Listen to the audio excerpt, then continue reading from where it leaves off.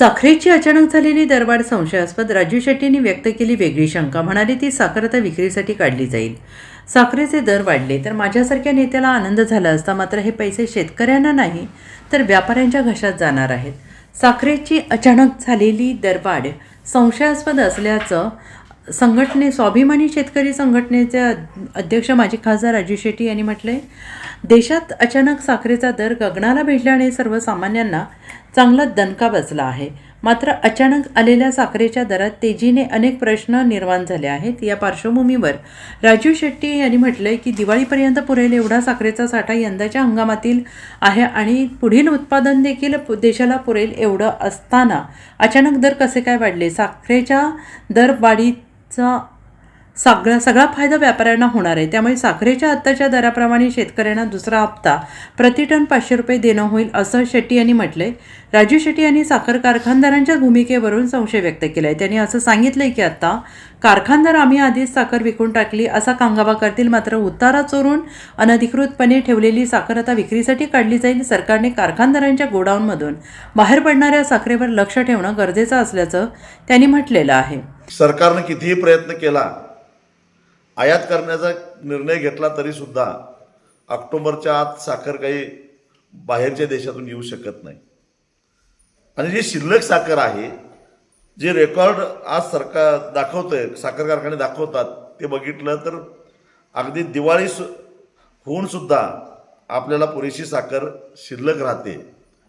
असं असताना साखरेच्या दरामध्ये संशयास्पदरित्या उसळी मारणं ही कुठेतरी पाणी मुळत असलेलं दिसतं. मुळामध्ये मी एक शेतकरी नेता आहे. मला साखरेच्या दरामध्ये वाढ झाल्यानंतर आनंद व्हायला पाहिजे होता, झालेलाही आहे. परंतु लगेच साखर कारखानदारांनी आम्ही आधीच साखर विकून टाकलेली आहे आणि आमच्याकडं आता फारशी साखर शिल्लक राहिलेली नाही असा कांगावा करायला सुरुवात केला आहे. याचाच अर्थ असा होतो की कुठेतरी साखरेचे दर पुढच्या 2 महिन्यामध्ये वाढवायचे आधीच ठरलेलं होतं आणि त्यामुळं व्यापाऱ्यांनी कमी दरामध्ये साखर विकत घेऊन तिथंच साखर कारखान्याच्या गोडाऊनमध्ये ठेवून दिलेली आहे. आणि आता जी काय मार्केटमध्ये साखर जाणार आहे ती जुजबी किरकोळ कारखान्यांची साखर असणार आहे, परंतु व्यापाऱ्यांची आणि रिकव्हरी चुरून जो रेकॉर्डमध्ये नसलेली साखर तयार होते तीच साखर बाजारामध्ये येणार आहे आणि त्याच साखरेला चढ्या दराचा फायदा होणार आहे. म्हणजे हे पैसे रिकव्हरी चोरून काळा पैसा तयार करणाऱ्या कारखानदारांच्या घशात जाणार आहेत, व्यापाऱ्यांच्या घशात जाणार आहेत. खरं तर हे साखरेचे दर बघितले तर आता प्रत्येक साखर कारखान्यानं टनाला 500 रुपये दुसरा हप्ता द्यायला पाहिजे असे हे दर आहेत.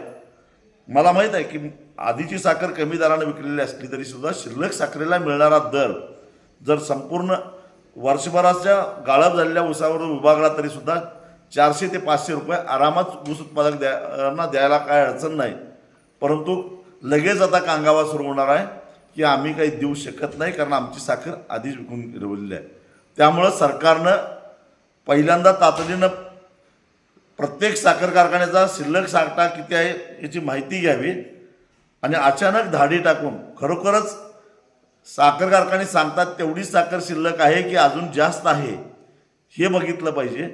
आणि आता अचानक साखरेची जी वाहतूक होते ते वाहतूक होत असताना ते ट्रकसुद्धा तपासले पाहिजेत की खरोखरच त्यांच्याकडे पावत्या आहेत का, बिनपावतीच्या GST चुकवलेले ही साखर मार्केटमध्ये फिरालेल्या हे सुद्धा तपासलं पाहिजे.